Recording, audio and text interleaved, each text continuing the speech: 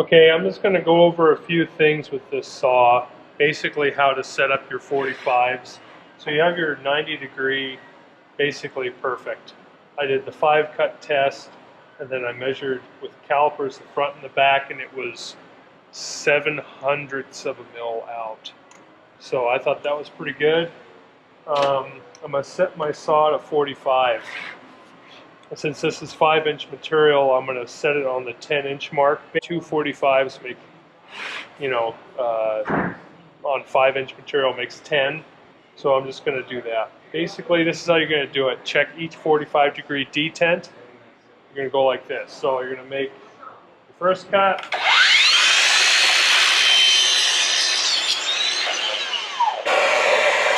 After you make that first cut,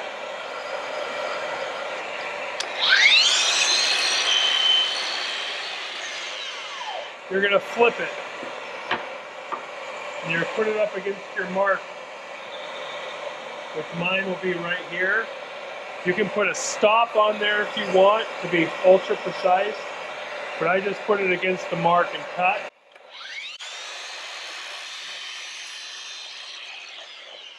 And I'm going to cut 4 of these.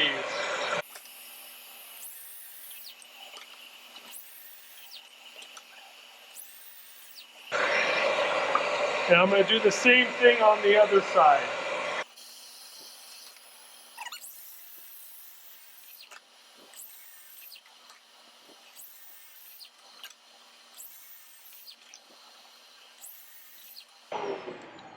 Now you want to keep these separate, so I'm going to write on these, this is going to be,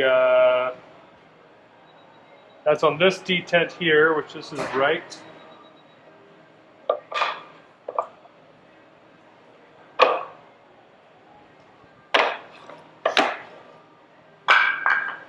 And this is left, which I guess you don't have to write because by process of elimination you can tell that this is obviously the left one. Okay, so let's take them to the bench. Now you're going to take these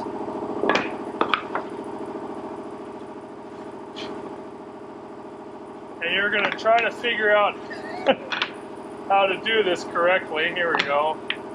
You're just going to do that with both of them. You're going to try to figure out what if your 45s are aligned correctly.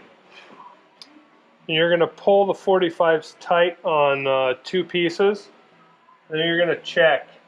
So this one is pretty good over 5 inches. I'm a little out on the inside, and this one I'm a little out on the outside. A little out here, and I'm a little out on the inside here. Now there will be a little bit of deviation, especially because I'm using a thin kerf blade, which can move around in the cut. That's why you use a full kerf. Thin kerf is for dummies. But this is expected. I have a gap here on the ends, and if my detent plate is correct, which it is, my other gap will be the same on the inside here.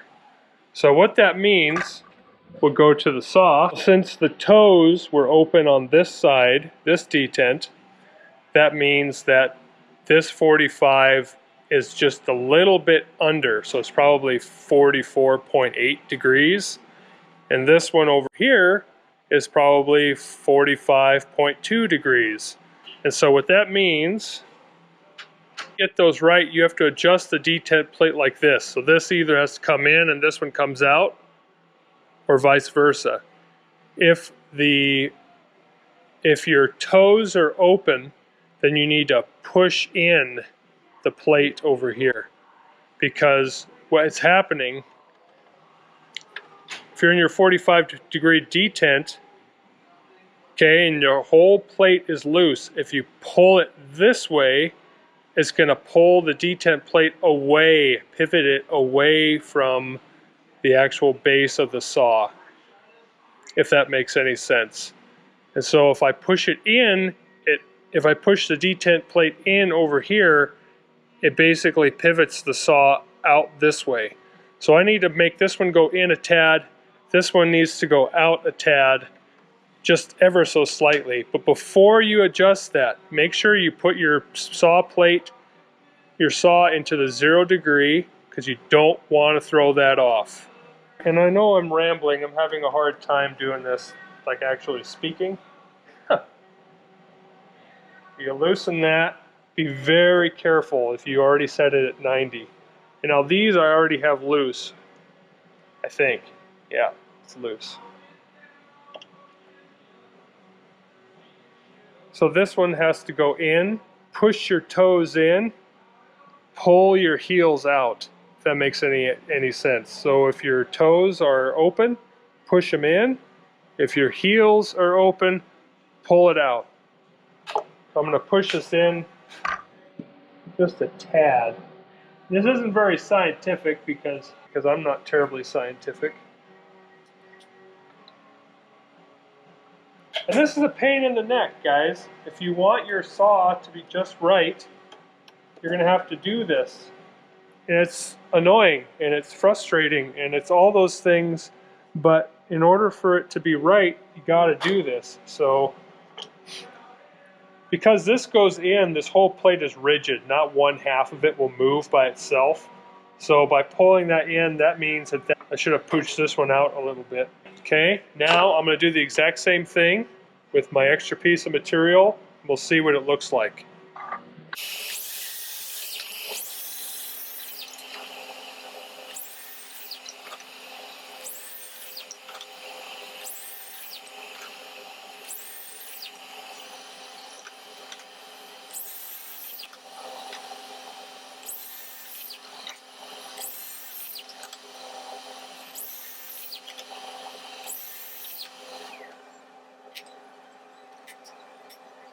Okay, let's do this again.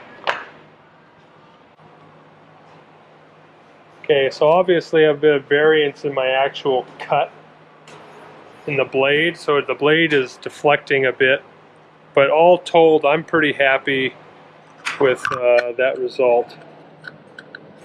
This is out a bit, but you can tell that the cut was a little wonky right here. But other than that, that's not bad. This one's a lot better. A little bit out there. Basically, this is the thing. This is the best way to determine where your 45s are. I've had a lot of people say, hey John, I'm dead nuts on 90, but my 45s are out. Well, you might have to kind of tweak that detent plate one way or the other in order to get it just right. Yeah, it's frustrating. Yeah, it's annoying. It's tedious. And if you want your saw to be set up as perfectly as you can, then you got to do that. And not only that, but then you have to take care of it. Because if you hit this really hard and it's in the detent while you're traveling or doing something like that, well, there goes your calibration right there. It's very finicky and it's freaking annoying. But if that's the way you want it, then that's what you got to do. Honestly, when I'm traveling, when I have it in the van or something like that, I just disengage the detent, loosen her up, just kind of set it to the side like that, so if it does take a hit, it doesn't bump it out of alignment. Anyway, I hope this helps you guys. I appreciate you guys who have purchased the stainless steel detent plate. If you haven't, you better pay good attention to this, because you'll be doing this over and over and over again when your aluminum detent plate wears out. Alright, I hope that helped give you guys sort of an understanding of what's going on with your saw. If you made it this far, wow, congratulations. We'll talk to you guys later. See ya.